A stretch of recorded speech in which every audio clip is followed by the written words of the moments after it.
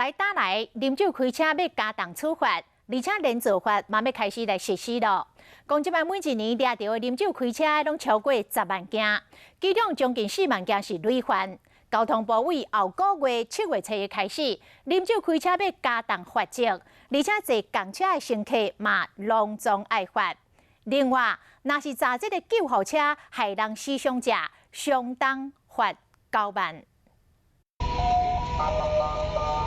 伊伫饲喇叭，按外头女技师也是无听到。前方的车辆请让开。已经拢大声放送啊！前面的轿车车主安怎拢无要外侧咧？救护车所在患者已经失去呼吸心跳，也是无要让。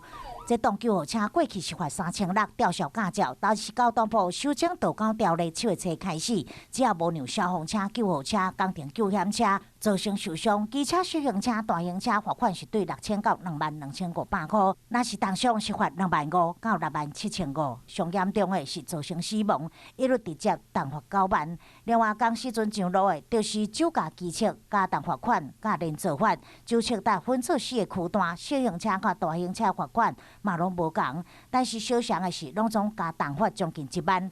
另外，驾驶酒醉开车，酒测带是0.25以上，公车乘客未满20岁罚600块，满20岁一间是罚2200，夜间是罚1500块，而且公车所有乘客拢爱罚。